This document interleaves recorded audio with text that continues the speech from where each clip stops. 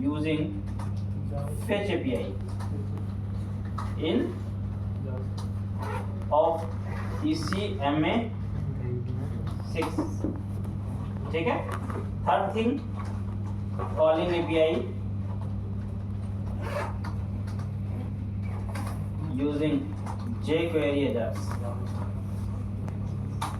ठीक है. चौथी चीज, जावास्क्रिप्ट कोड डिबगिंग. सभी चीजें हैं एंड आज तो हमारा दिन है.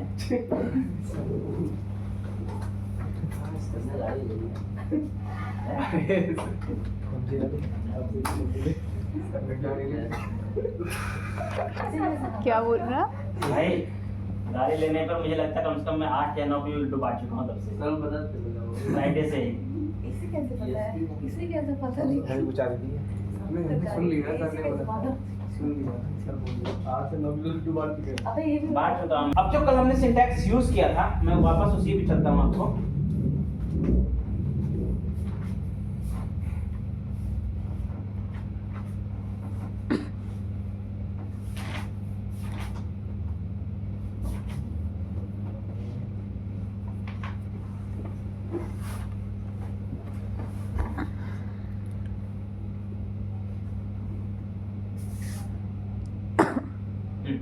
तो कल अपने ने ये जो सिंटैक्स यूज किया था, इसमें पूरा एक बार इसका सिंटैक्स समरी क्या है एक बार वापस समझ लो. देखो, कोई भी एजाक्स यूज करोगे तुम आने वाले टाइम में, ये एक्चुअल में रियल टाइम में यूज होने वाला सिंटैक्स नहीं है, लेकिन ये इसलिए समझना पड़ रहा है हमें क्योंकि अगर आने वाले टाइम में कोई भी एजाक्स का सिंटैक्स यूज करोगे, चाहे jQuery का यूज करो या fetch API यूज करो या Angular React यूज करो, सब कुछ सब मिला करके इंटरनली यही यूज करते हैं.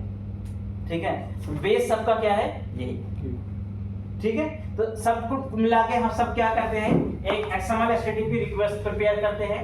ठीक है. तो देखो, एक्चुअल में कंप्लीटली अजाक्स कॉल करने के लिए जो एक क्लास बनाई गई है उसका नाम है XML HTTP रिक्वेस्ट. ठीक है. अच्छा, बेसिकली यहाँ पर दो क्लास है, ये एक सिंगल है बट एक क्लास और है. ठीक है. इसको एक को बोलते हैं XML HTTP डॉक्यूमेंट. ठीक है. एक्चुअल में क्या होता है कि अगर हम इंटरनेट एक्सप्लोरर 2015 वर्जन से पहले अगर यूज कर रहे हैं, ठीक है, तो ये XML HTTP रिक्वेस्ट हमारी काम नहीं करेगी वहां पे. ठीक है. अगर आप इंटरनेट एक्सप्लोरर 2015 के अबव या गूगल क्रोम या आप फायरफॉक्स या कोई भी नया ब्राउजर यूज कर रहे हो तो उन सब पे यही क्लास है. ठीक है. तो अगर मुझे पुराने ब्राउजर के लिए कभी कोड लिखना है, जो कि 1% चांस हो सकता है, 1% हो सकता है, अदरवाइज तो नहीं होगा. अगर पुराने ब्राउजर के लिए आपको कोई कोड लिखना है तो आप XML HTTP रिक्वेस्ट जगह पे XML HTTP डॉक्यूमेंट क्लास का इस्तेमाल करेंगे. सब कुछ सेम रहने वाला है बट केवल क्या रहेगा, क्लास आपकी चेंज हो जाएगी. वो ओल्ड ब्राउजर के लिए सपोर्टेड है और ये सभी मॉडर्न ब्राउजर पे सपोर्टेड है. ठीक है. तो अभी फिलहाल के लिए अभी तो इतना टाइम हो चुका है कि अभी उस उतना पुराने ब्राउजर तो अभी है ही नहीं, क्योंकि अब उतने पुराने ब्राउजर होते थे विंडोज आपके 98 में, विंडो XP में. अब विंडो XP तो जमाना हो गया बीते हुए, अब तो किसी सिस्टम में आपको मिलेगा भी नहीं, तो ब्राउजर भी आपको नहीं मिलते. ठीक है. इसलिए अब उसका कोड हम लिखते भी नहीं है, फिलहाल हम यही यूज करते हैं. तो ये सिंगल एक क्लास है. इस क्लास की रिस्पॉन्सिबिलिटी है रिक्वेस्ट को प्रिपेयर करना, रिक्वेस्ट को सेंड करना, रिस्पॉन्स को हैंडल करना. ठीक है. रिक्वेस्ट भेजने का काम, रिक्वेस्ट प्रिपेयर करने का काम, रिस्पॉन्स को हैंडल करने का काम यही करता है एक सिंगल क्लास में. ठीक है. तो आपका काम क्या है कि आप इस क्लास का पहले इंस्टेंस क्रिएट कर लीजिए और उसके बाद आप रिक्वेस्ट को तैयार कर लीजिए, यानी प्रिपेयर कर लीजिए, एंड देन उसके बाद रिक्वेस्ट को सेंड करिए और उसके बाद जो रिस्पॉन्स आता है उसे आपने हैंडल किया. 3 स्टेप बने हुए हैं. रिक्वेस्ट आपकी इनिशिएट हुई, प्रिपेयर हुई, सेंड हुई और रिस्पॉन्स आपका हैंडल हो गया. ठीक है. ये काम आपका होता है. लेकिन अभी इस कोड में बहुत सारा लैग है, बहुत सारी कमियां जैसे एरर प्रॉपर हैंडलिंग नहीं है, एसिंक्रोनस कॉलिंग हो रही है, तो टाइम मेजरमेंट नहीं है, एक्सेप्शन हैंडलिंग नहीं है. ठीक है. तो बहुत सारी कमियां होने की वजह से इस कोड को हम रियल टाइम में प्रेफर नहीं करते हैं. तो उसके लिए हमारे पास दो विकल्प है. या तो हम jQuery यूज कर रहे हैं तो jQuery की लाइब्रेरी इस्तेमाल कर लें, यानी उसके मेथड यूज कर लें, क्योंकि वो मेथड प्रॉपर एरर हैंडलिंग के साथ प्रॉपर तरीके से डिजाइन है, प्रॉपर तरीके से बने हैं, तो उसमें हमें कोई कस्टम कोड या कोई कस्टम लॉजिक लिखने की जरूरत नहीं है, बहुत आसान तरीके से हम काम कर सकते हैं। एक तो बेस्ट ऑप्शन आपके पास वो है। दूसरा हमारे पास अब इसी का रिप्लेसमेंट नया ECMA 6 के अंदर आपका आ गया है फेच एपीआई। तो फेच एपीआई इसी का रिप्लेसमेंट है कि आप इसको यूज करने की जगह उसे यूज करो। अब चूंकि वो ECMA 6 के अंदर आया है, मॉडर्न एपीआई है वो, तो उसके अंदर फायदा क्या है, उसके अंदर 2-3 फायदे हैं। एक तो वो बड़ी अच्छे अजाक्स को इन शॉर्ट आपका सब कुछ हैंडल करके देता है, अजाक्स को हिट करता है।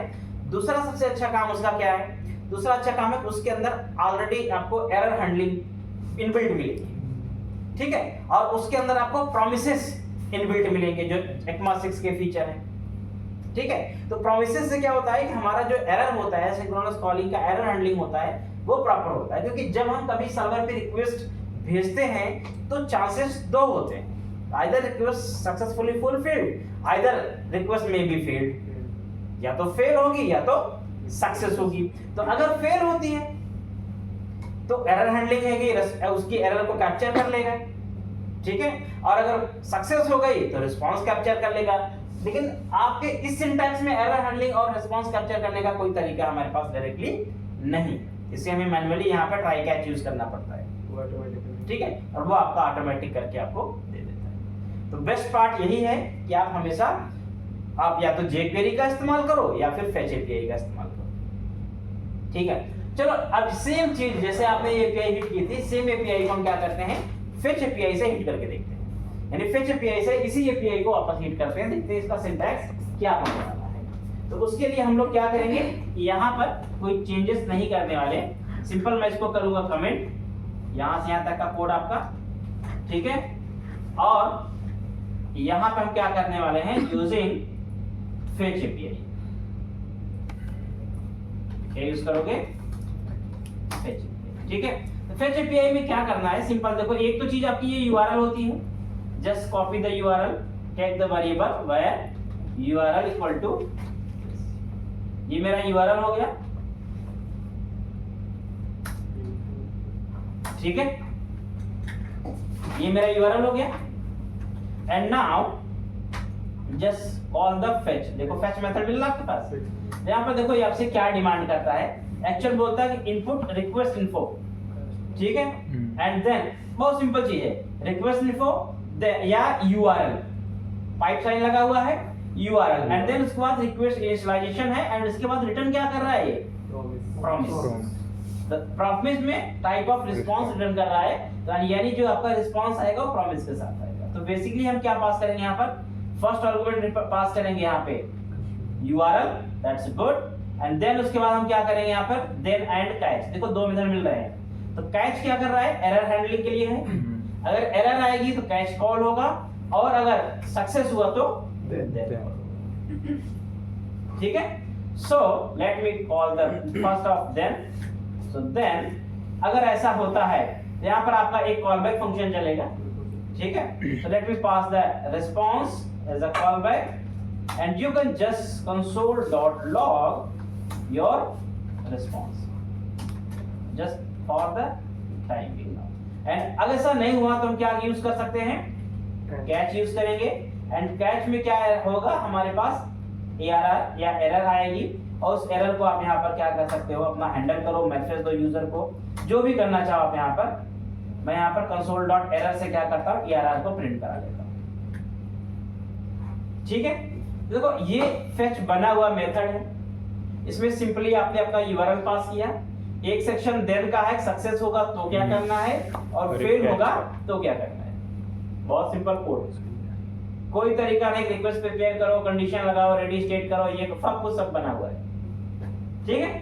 So just run this code and check the what happening.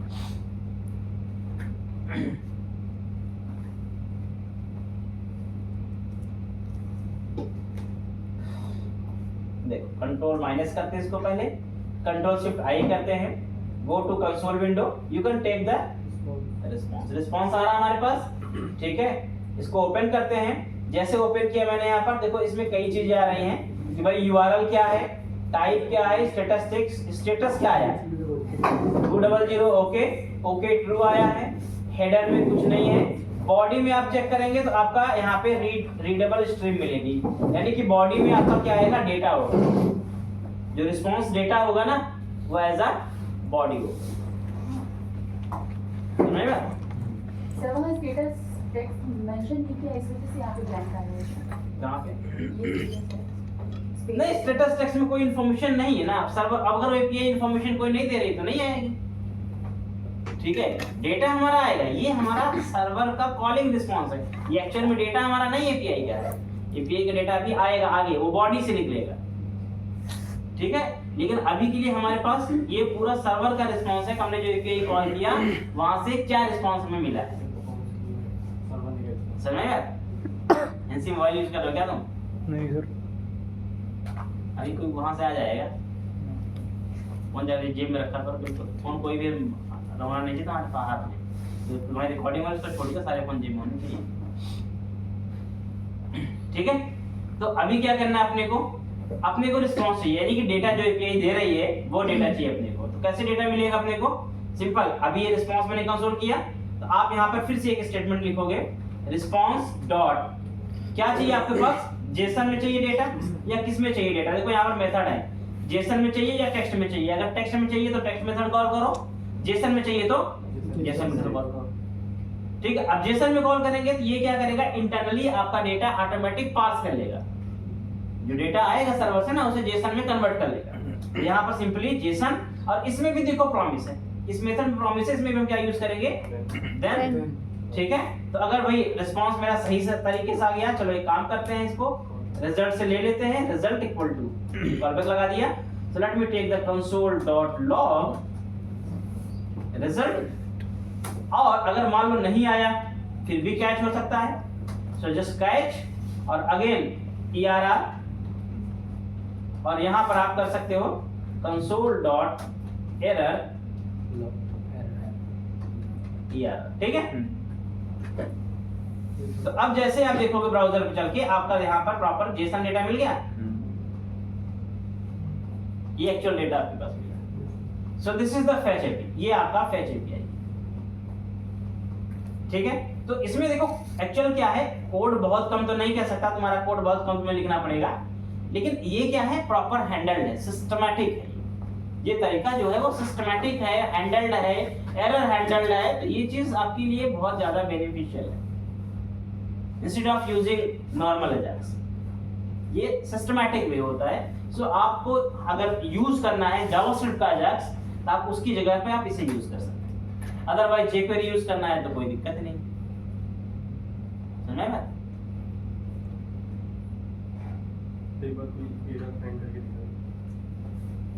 हाँ, कोई एरर मतलब जैसे अब तो एपीआई होनी चाहिए वैसी ना, अभी मान लो यहाँ यूआरएल मैंने गलत पास कर दिया, ठीक है, तो यहाँ पर हमारे पास एरर आ गई। कहाँ से क्या है भाई, है कि ये फेच एपीआई ओरिजिन ब्लॉक, यहाँ पर नॉट फाउंड आ रहा है, टाइप फेल, यहाँ पर आपके पास अलग अलग टाइप की एरर आ गई जो रिक्वेस्ट को हिट करने में आई। समझ गया? यस। अब अगर ये एपीआई हम खुद बनाएंगे तो वहां पर हम कुछ अपनी एरर दे सकते हैं और उसके अकॉर्डिंग एरर यहाँ हैंडल करेंगे। क्योंकि देखो ये तो रेडीमेड एपीआई यूज कर रहे हो ना, तो रेडीमेड एपीआई तो हमेशा करेक्ट मिल के मिलेंगे, एरर कैसा थोड़ी मिलेगी। ये किसकी एपीआई हम यूज कर रहे थे, रेस्टफुल एपीआई डेव, इसकी यूज कर रहे थे ना। इसका जरा सा हम लोग इसके साइड पे चलते हैं।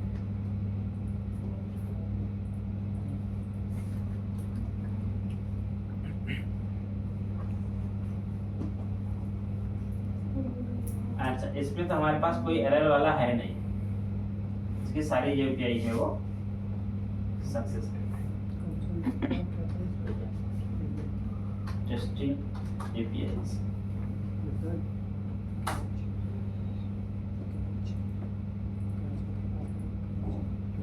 कोई और एपीआई चेक करते हैं।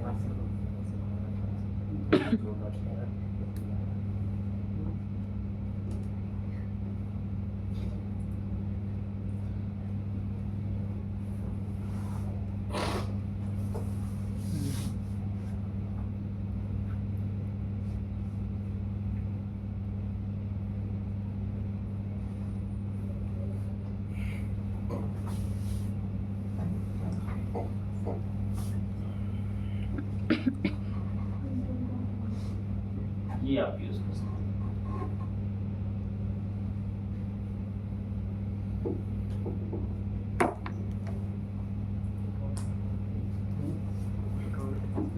लेकिन इसमें भी कुछ है नहीं, ब्लैंक है ये दूसरी है ये। अगर मैं इस यूआरएल को रिप्लेस कर दूं इससे, मुझे नहीं लगता कुछ और होगा।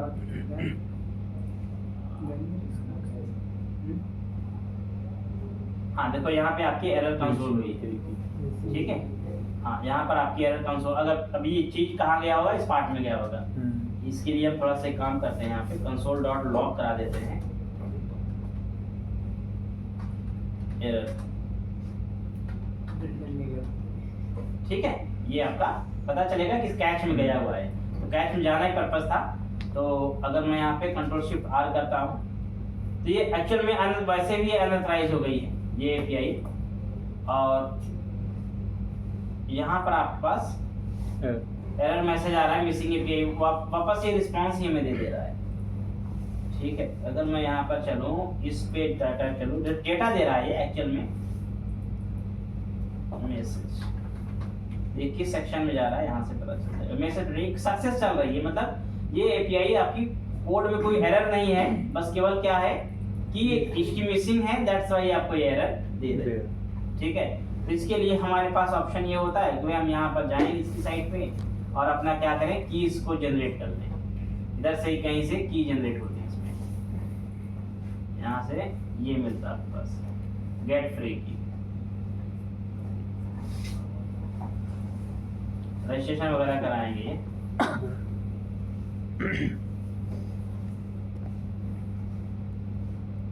छोड़ो काम धाम के पीए यूज करें,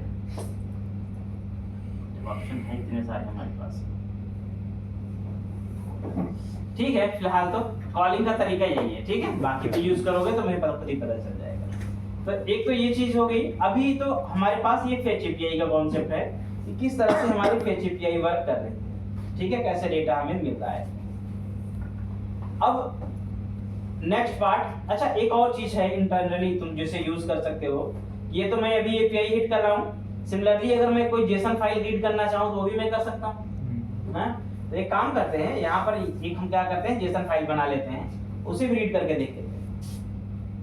सर्वर पे जेसन फाइल बनाते हैं, कैसे बनाना होगा, आप सिंपल एक न्यू आइटम बना लो और डॉट जेसन, क्या बनेगा ये डॉट जेसन। यहाँ पर मान लो कोई डेटा बना रहे हैं, it's a products dot JSON, ठीक है। और ये एक मेरा जेसन है, ठीक है। अब इसके अंदर हम क्या करेंगे, एक प्रॉपर्टी बना लेते हैं, प्रोडक्ट्स कोलन एरे और ऑब्जेक्ट। तो यहाँ पर लिया मान लो प्रोडक्ट की आईडी 1 कॉमा प्रोडक्ट का नेम, ठीक है। यहाँ ले लिया मैंने मान लो मोबाइल फोन, और यहाँ लिया मैंने एक और property like price, price equal to, ठीक है।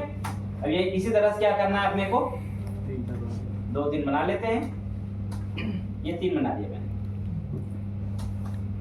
2 and 3, ठीक है। ये मैंने लिया मान लो टैबलेट्स, इट्स 6000,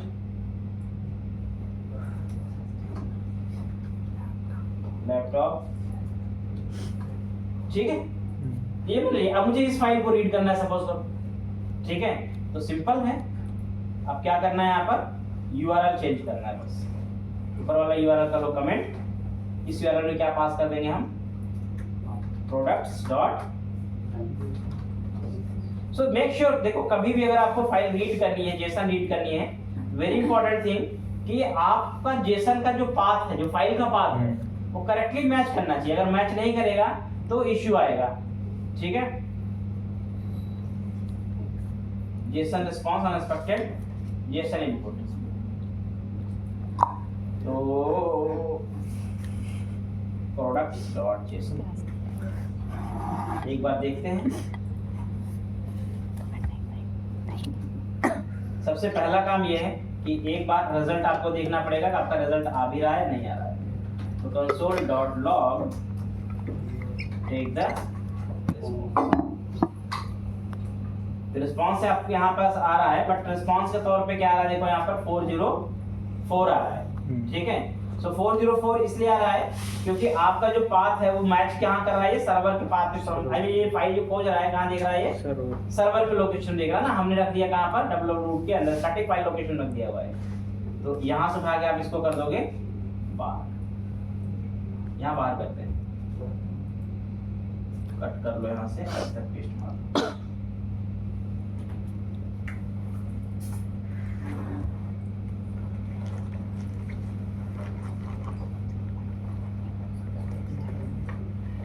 कट।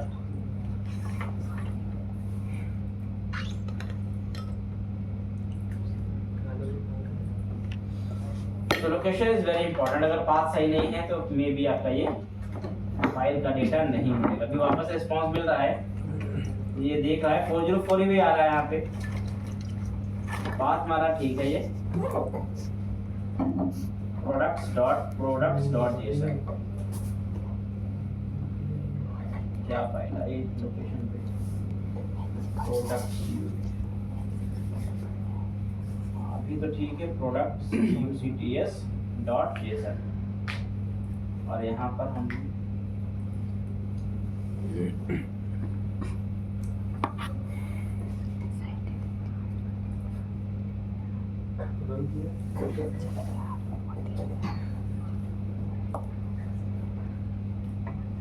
पाथ का थोड़ा मुद्दा है कैसे।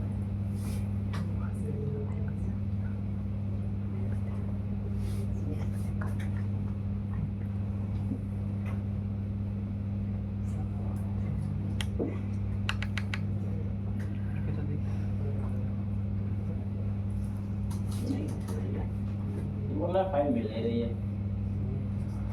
फाइल मिल रही है उस लोकेशन पे, कहीं से ब्लॉक हो रहा होगा। सर्वर पे जो कॉलिंग होती है वो ब्लॉक होती है, कुछ फाइल बार ब्लॉक कर देते हैं, जिसकी वजह से वो कॉल नहीं हो पा रही, लोड नहीं हो पा रहा है। बात तुम्हारे पास यही है, एक बार इसको मैं हिट करता हूँ डायरेक्टली, अगर ये चल जाए तो फाइल आनी चाहिए। No, नहीं आ रहा not ना? found. Cannot be found.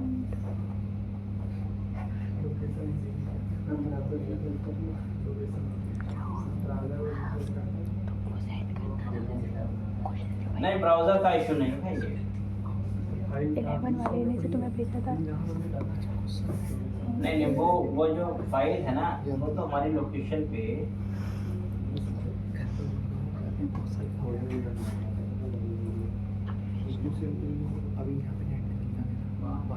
बाहर है, बाहर होनी भी चाहिए, मतलब यहाँ भी रीड करनी चाहिए ना।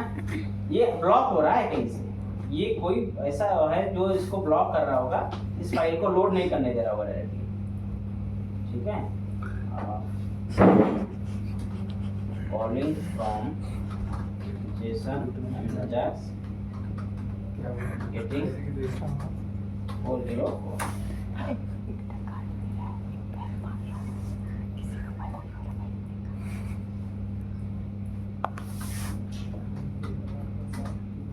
जेसन।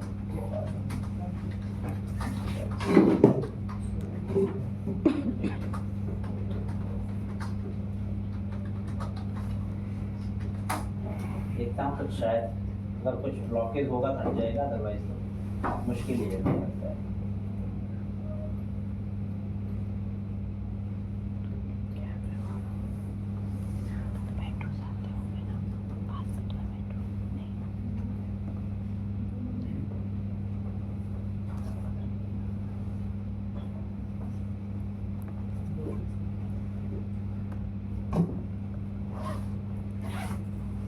अगर ये चीज़ तुम एप्लीकेशन एमवीसी के अलावा तुम कहीं और से चलाओगे, नॉर्मल एजाक्स चलाओगे तो 100% कॉल हो जाएगा। इससे नहीं चलता है, ब्लॉक सर्वर ब्लॉक कर देता है ना। यहाँ तुम्हारा मे बी कस्टमर ब्लॉक कर रहा हो,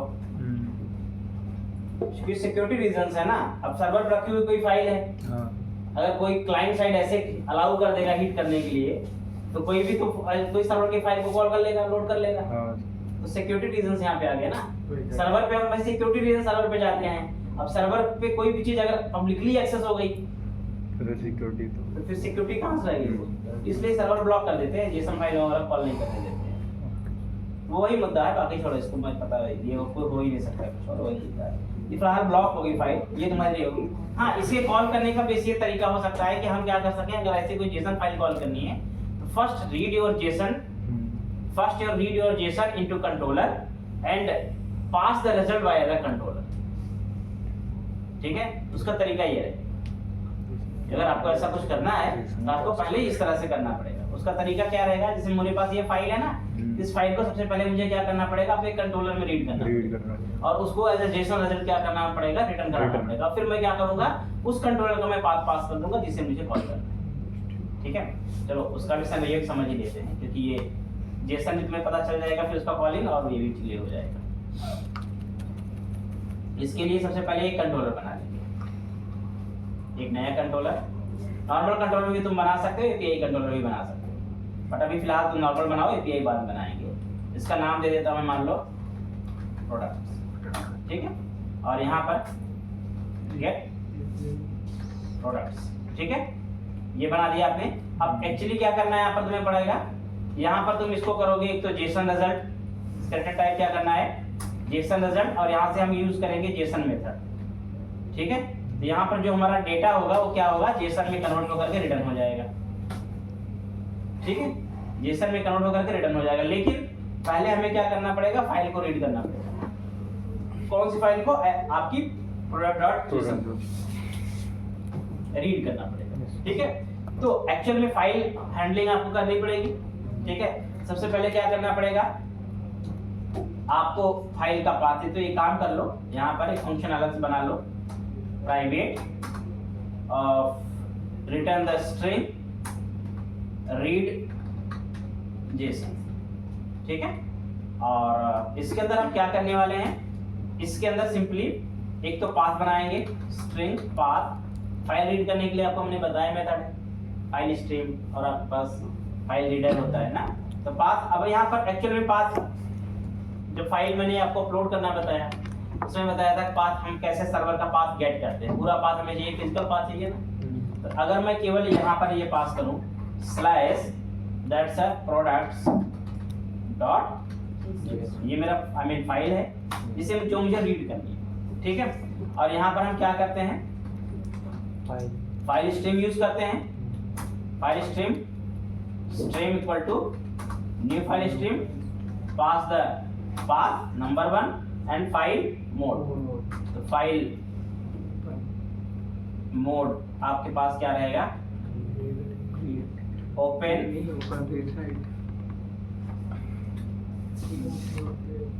ओपन करना है मेरे को। ठीक है, और रीड करना है। ठीक है, ये मेरे पास रहेगा, एंड यहाँ पर यूज करेंगे हम स्ट्रीम रीडर, और उसके बाद रीडर रिटर्न रीड टू। ये मेरा मेथड हो गया। एक काम करते हैं, इसको हम लोग पहले यहाँ पर यूज कर लेते हैं। ठीक है, तो सिंपल ये अभी मेरे पास क्या देगा, मुझे स्ट्रिंग बना के दे देगा।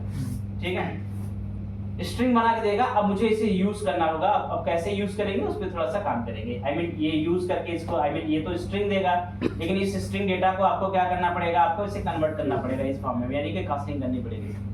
ठीक है, तो आपको इसे, वैसे मेरे पास अगर स्ट्रिंग आ रहा है, मैं क्यों यूज कर रहा हूँ इसको, एक काम करते हैं ना, स्ट्रिंग बनाते हैं इसको, और सीधा फिर यहाँ पर क्या करते हैं, रीड टू जेसन को अभी के लिए कॉल कर देते हैं।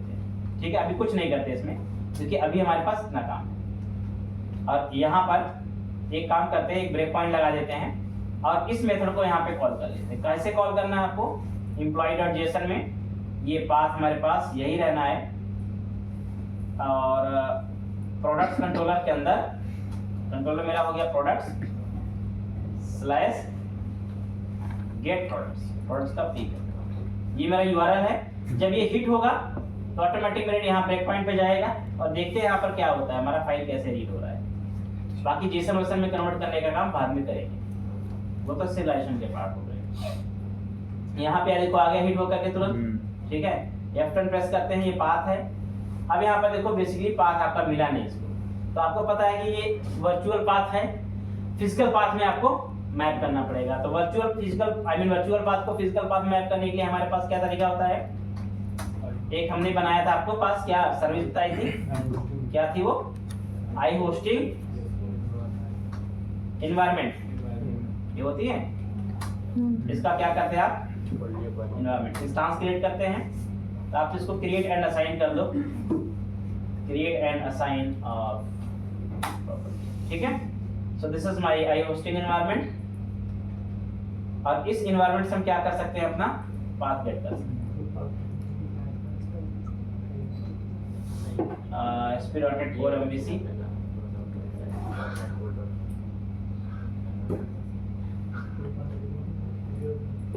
अरे वही है ना, फुल क्वालिफाइड इन्वायरमेंट, और यहाँ पर आपका क्या जाएगा, बेस पाथ, जैसे ले लो आप string base path is equal to environment dot application, यहाँ पर आपके पास कंटेंट रूट पाथ होता है, एप्लीकेशन नेम होता है, ठीक है। तो कंटेंट रूट पाथ हम यूज करेंगे, हम इससे पहले यूज करते हैं वेब रूट पाथ।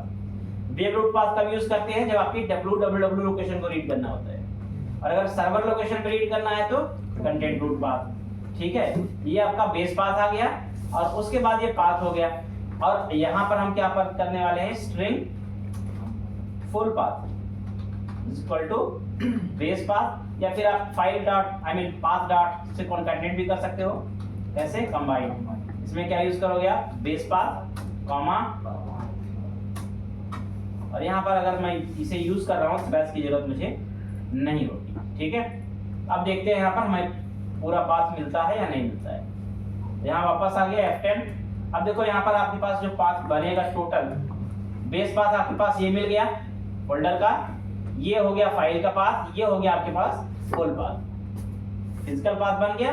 अब इसने क्या किया, रीड किया, और रीड करके देखोगे तो स्ट्रिंग रिटर्न कर दिया इसने। ये पूरा देखो जेसन बना के रिटर्न किया, ये पूरा जेसन जो फाइल आपकी रीड हुई ना, पूरा रिटर्न हो गया। So let me continue and check the console window. यहाँ पर आपका देखो ऑब्जेक्ट मिल रहा है, ये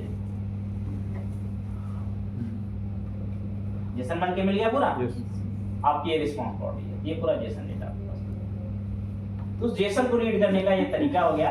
हाँ, ध्यान रहे पहले ऐसा होता था, पहले के एप्लीकेशंस के अंदर सर्वर की फाइलों को डायरेक्टली हम रीड कर सकते थे क्लाइंट साइड से, लेकिन अब ऐसा अलाउड नहीं है सिक्योरिटी रीजन से कि आप क्लाइंट साइड से सर्वर की किसी फाइल को डायरेक्टली रीड कर सकते हैं, क्योंकि इससे सिक्योरिटी ब्रीच होती है, ठीक है। ये तरीका समझ में आ गया।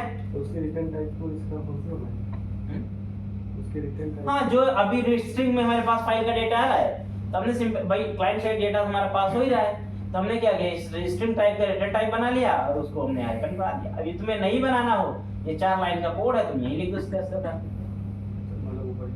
मेथड तो अलग बने बनाया just for the reusability purpose है, बट आप ऐसे लिख दो, क्या जरूरत है इसको, ये मत यूज करो, कौन कर रहा है, हटा देते हैं इसको, इतना से काम मेरा चल जाएगा, इसकी जरूरत क्या है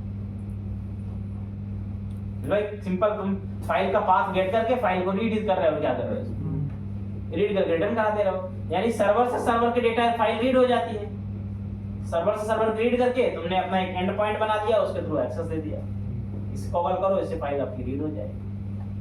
अब अगर एक तरह से देखा जाए तो नहीं परफेक्ट, तो आपने एक एपीआई बना लिया है, ये भी आपकी क्या है, एक एपीआई है, भले ही ना पूरी तरह से परफेक्ट और सिक्योर एपीआई है, बट कहीं ना कहीं आपने एक यूआरएल, एक एपीआई बनाई है जो आपका क्लाइंट क्या कर रहा है, इसे रीड कर रहा है। ये एक यूआरएल तो है, इससे रीड कर रहा है, इसका मतलब कहीं ना कहीं आपने एक एपीआई बना लिया है, ठीक है, उससे आपने कुछ कंटेंट रिटर्न कर रहा है। परफेक्ट नहीं है वो अलग मैटर है, लेकिन कुछ हद तक आपने कर लिया था, समझ में बात। तो जेसन फाइलें कैसे रीड करनी है उसका तरीका आपको पता चलना चाहिए, कैसे काम कर रहा है। तो फिलहाल ये कंसोल वन से चाहे हटा सकते हैं। बोलो बोलो बोलो, क्या बोल रहे हैं। अगर अपना खुद का जेसन बनाएंगे तो उसको ऐसे कंट्रोलर में फिट करके रखेंगे। अगर जेसन फाइल आपके पास है या कोई भी फाइल है, तो पहले आपको उसे अपने कंट्रोलर पे रीड करनी पड़ेगी और उस कंट्रोलर से उसका डेटा रिटर्न कराना पड़ेगा। दैट्स अ प्रोसेस, ठीक है। अब यही सेम चीज काम करते हैं। अभी तो हमने फेच एपीआई से इसे हैंडल कर लिया, तो 2 चीज हो गई हमारे पास, अजाक्स हो गया और फेच एपीआई हो गया। अब यही चीज हम करते हैं jQuery के अजाक्स। ये सेम चीज क्या करना है आपको, jQuery अजाक्स से भी ट्राई करना है। तो अगर मुझे सेम चीज jQuery अजाक्स से ट्राई करना है तो मैं कैसे करूंगा, पहले इस कोड को करो कमेंट, ठीक है। अब देखो jQuery Ajax में इंपॉर्टेंट चीज ये है कि जब आप jQuery Ajax में काम करते हैं तो jQuery Ajax में आपको 3 मेथड मिलते हैं। Fetch API आपकी हो गई, jQuery Ajax करते हैं। इसमें आपको 3 मेथड बेसिकली मिलते हैं। एक मिलता है get, एक मिलेगा आपको post और एक मिलता है यहाँ पर Ajax। ठीक है, तो ये क्या काम करता है? Send only get request, ये केवल गेट रिक्वेस्ट भेज सकता है। ये सेंड ओनली पोस्ट रिक्वेस्ट, और ये आपका send both get and post request. DU divide पूछा जाता है गेट पोस्ट और अजाक्स में difference.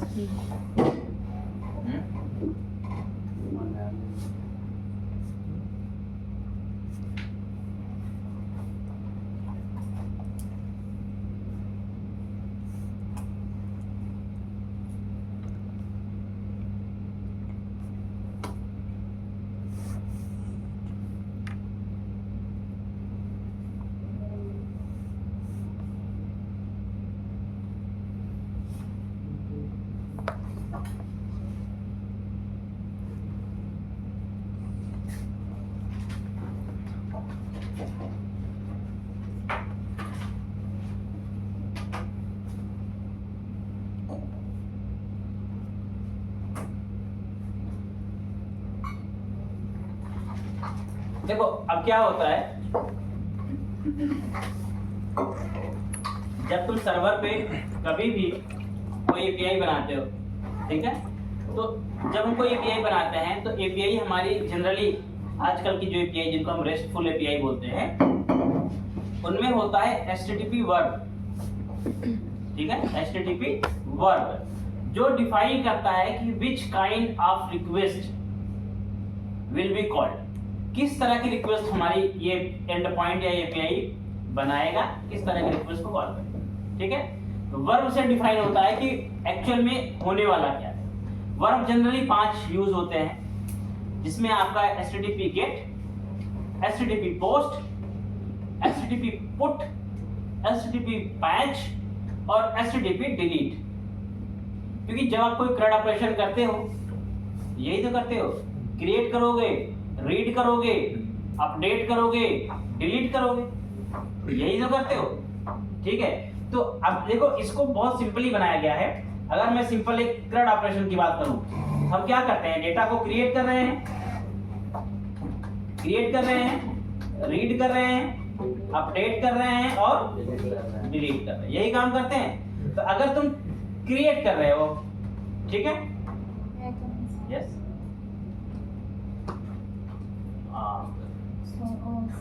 Sir, which patch? Python it's या a not it's .NET। sorry. बच्चे वो तो हमारे पास क्या है, क्रिएट करते हैं, तो क्रिएट में हमारा कौन सा रिक्वेस्ट यूज होता है, http post। रीड में यूज होता है http get। अपडेट में यूज होता है, अपडेट देखो 2 तरह का हो सकता है, 2 तरह का अपडेट होता है। क्या होता है, क्या होता है,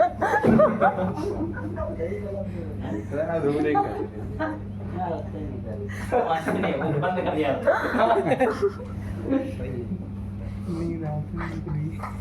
बहुत ज्यादा बुली कर रहे हो मत कर।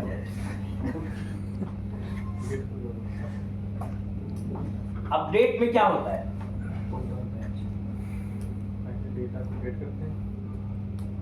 वो तो प्रोसेस होता है ना, गेट करना तो गेट हो गया।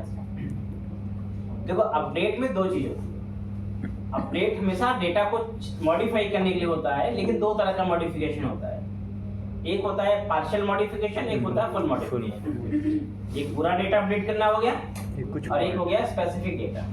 टेबल के अंदर मान लो 10 रिकॉर्ड कॉलम थे, अब 10 के 10 कॉलम की वैल्यू चेंज कर रहे हो, तो उसमें से किसी एक की वैल्यू चेंज कर रहे हो, ठीक है।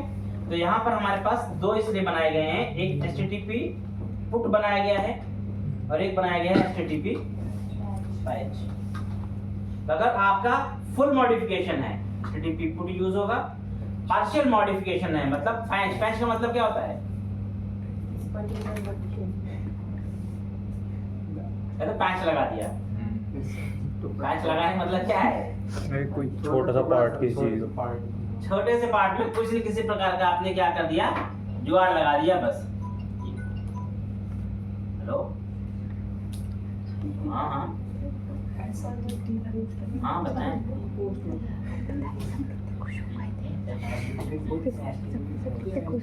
.NET प्लस हाँ AI को हम लोग भी टारगेट कर रहे हैं ना।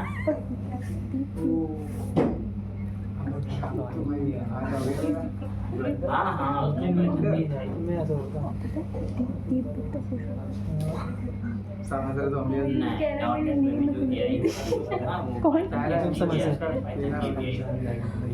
बनी एक्चुअली उनका ओरिजिन तो पाइथन के नहीं सब बहुत कुछ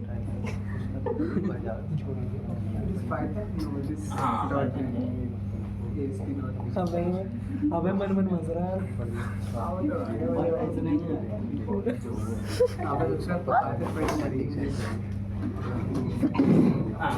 तो समझ में आया। उसके बाद हमारे पास क्या हो गया, वर्ब HTTP। कभी भी तुम कोई प्रोजेक्ट बनाओगे, इससे ज्यादा तुम कोई काम नहीं करते हो, इतना ही काम होता है। कभी भी कोई प्रोजेक्ट में यही ऑपरेशन होते हैं, थर्ड ऑपरेशन ही होता है। अब तुम किस पर्पस से करते हो, बिजनेस रिक्वायरमेंट क्या है, कैसे करना है, वो अलग चीज है, बट होता ऑपरेशन यही है, थर्ड ही है, और यही वर्ब यूज होते हैं तुम्हारे। ध्यान रखना ये चीज कि जब तुम API बनाओगे तुम्हें ये सब काम आएंगे, नोट कर लेना है, देख लेना, ठीक है।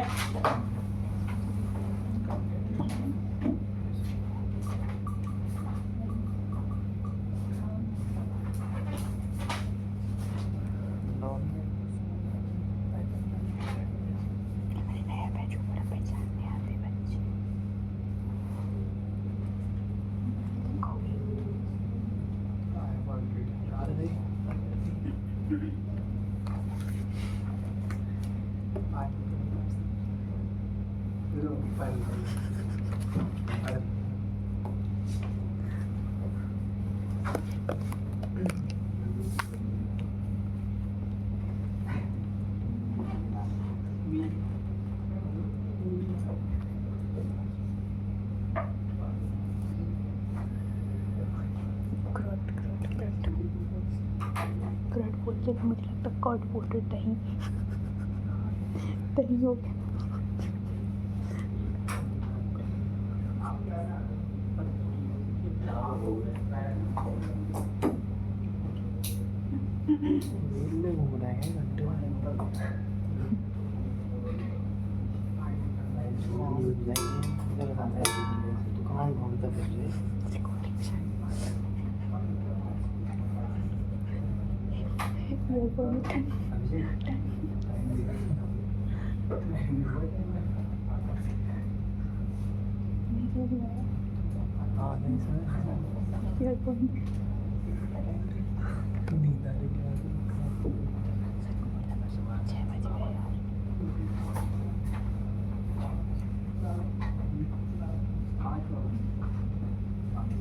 आप देखो बोलना जब भी क्लास चल रही है।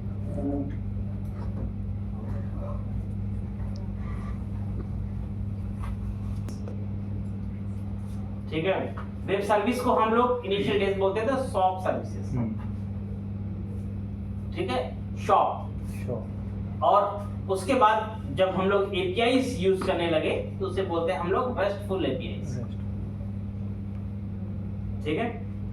उसके बारे में हम लोग डिस्कस करेंगे जब हम API पढ़ना स्टार्ट करेंगे। लेकिन हमारे पास दो तरह से, शॉप के अंदर केवल हमारे पास दो ही वर्ब थे, HTTP गेट और पोस्ट। बट रेस्टफुल API उसको ज्यादा एक्सटेंड कर दिया, बिहेवियर एक्सटेंड किया और चीजों को बढ़ा दिया। तो देखो अब क्योंकि jQuery कोई नया वर्ब लाइब्रेरी तो है नहीं, ये तो पुरानी लाइब्रेरी है, तो इसके अंदर स्टिल दो ही है, गेट और पोस्ट। और ऐसा नहीं है कि हम पुट और डिलीट पैच यूज करेंगे नहीं तो काम नहीं चलता है। आज भी बहुत सारे प्रोजेक्ट हैं जिनके अंदर दो ही वर्ब चलता है, गेट और पोस्ट में सारा। अपडेट भी पोस्ट से ही हो जाता है, डिलीट भी पोस्ट से ही हो जाता है, ठीक है, और गेट करना है तो गेट यूज होता है। तो कोई ऐसा कोई जरूरी नहीं है सारे वर्ब यूज किए जाए। बट हाँ, अगर कोई नया फ्रेमवर्क पे कोई प्रोजेक्ट बना रहा है तो रिकमेंड करता है, तो तो भाई नए वर्ब है, इन्हें यूज किया जाए, नए वर्ब का इस्तेमाल होना चाहिए, समझेगा? तो ऐसा हो सकता है। तो हमारे पास jQuery के अंदर दो मेथड प्राइमरी हैं, गेट और पोस्ट। तो अगर हमारे पास हमारे API जो है वह उसके अंदर HTTP गेट पे बना हुआ है, यानी API का मेथड जो है अगर HTTP के गेट पे बना हुआ है, गेट वर्ब पे, तो उसको हम कॉल करने के लिए केवल और केवल क्या यूज करेंगे? गेट मेथड का यूज करेंगे। अगर उधर क्या बना हुआ है?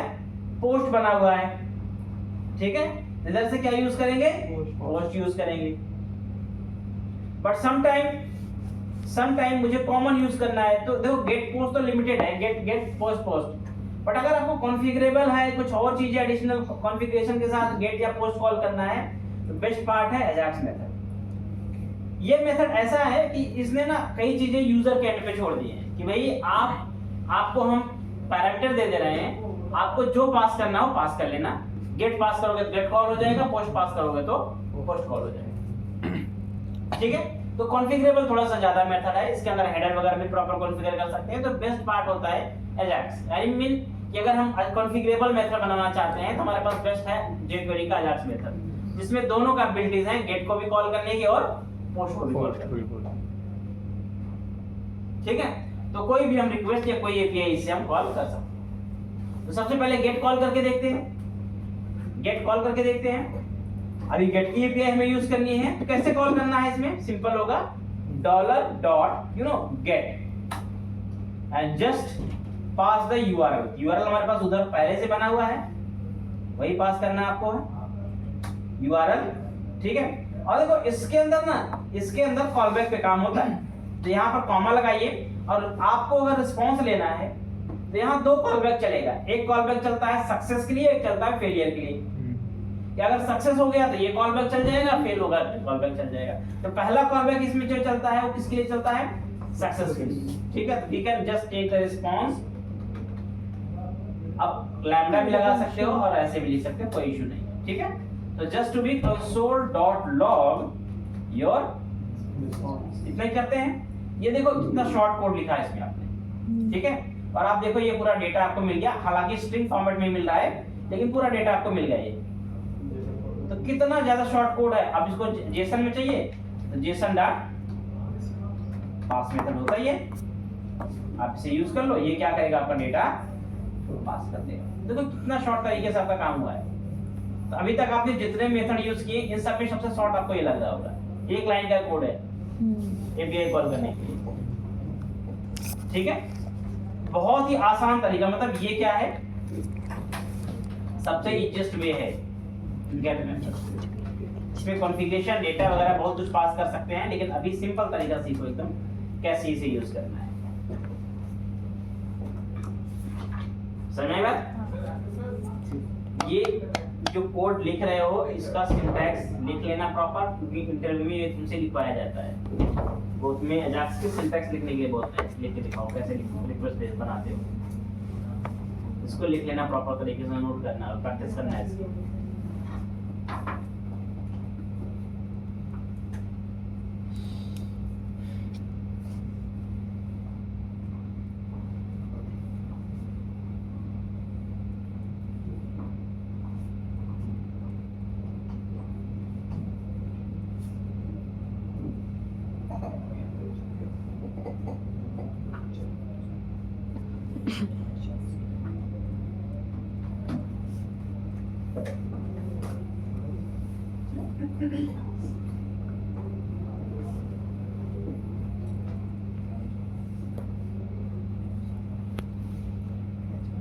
तो कोई पोस्ट की API निकाली जाए, देख API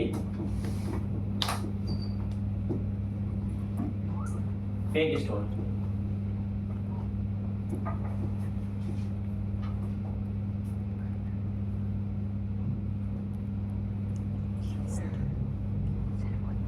इसमें टोकन वोकन यूज करना पड़ेगा।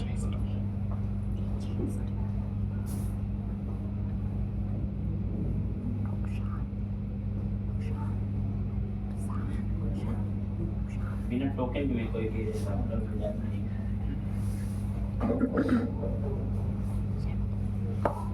टोकन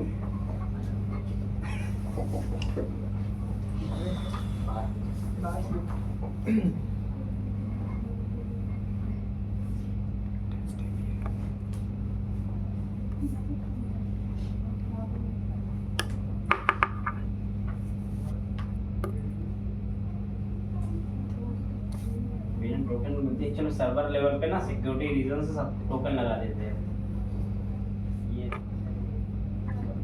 चलो कोई बात नहीं। फिलहाल बाकी अभी आगे रीड करेंगे, पोस्ट बनाएंगे, प्रोजेक्ट करेंगे, सब कुछ करना पड़ेगा। अब इसके बाद हमारे पास नेक्स्ट क्या है, ये तो गेट हो गया।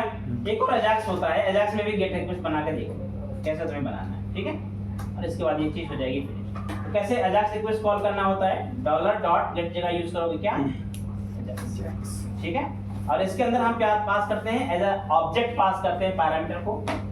ऑब्जेक्ट में क्या क्या पास करते हैं, ऐसे ऑब्जेक्ट पास होगा, देखो इसमें तो ऑब्जेक्ट पास करोगे सबसे पहले यहाँ पर मेथड हमारे पास as a caller property get, ठीक है। फिर क्या बताओगे, तो यूआरएल में क्या जाएगा हमारा, यूआरएल चला गया, ठीक है। और उसके बाद कंटेंट टाइप वगैरह होता है तो वो भी हम पास कर सकते हैं, बट यहाँ पर हम लोग बेसिकली यूज करते हैं सक्सेस का कॉल बैक और एरर का कॉल बैक। तो सक्सेस हो गया तो यहाँ पर एक कॉल बैक फंक्शन चलेगा जो क्या लेके आएगा, रिस्पॉन्स, ठीक है। ये रिस्पॉन्स आ जाएगा, जस्ट console.log योर रिस्पॉन्स, ठीक है। और अगर एरर आती है तो आप ऐसे एरर का भी कॉल बैक चला ही सकते हो, ऐसे console.error, ठीक है। ये अजाक्स है, फुल कॉन्फ़िगरेबल है, यानी कि इसमें जितना भी पैरामीटर है ना आपको अपनी जरूरत के हिसाब से ही पास करना है। ये पहले से डिफॉल्ट पैरामीटर नहीं यूज करता है, आपको खुद ही पास करना है। मेथड क्या रहेगा, यूआरएल क्या रहेगा, सक्सेस पे क्या करना है, एरर पे क्या करना है, just take your decision self और सिंपली आपकी एपीआई कॉल हो जाएगी। देखो यहाँ पर आपका स्टिल रिस्पांस आ रहा है, ठीक है। और आपको जेसन में चाहिए, बात वही है, फिर से आप इसको क्या करोगे, जेसन में कन्वर्ट कर लो। डेटा स्ट्रिंग में आ रहा है क्योंकि हमने उधर से क्या कराया है, स्ट्रिंग रिटर्न कराया हुआ है। तो जेसन चाहिए तो कोई बात नहीं है, जेसन में कन्वर्ट कर लो, डेटा आपको मिल जाएगा, ठीक है। तो सेम ये आपका किसका तरीका, देखो कुछ असाइनमेंट क्वेश्चन ले लो यहाँ पर, इंपॉर्टेंट क्वेश्चंस नंबर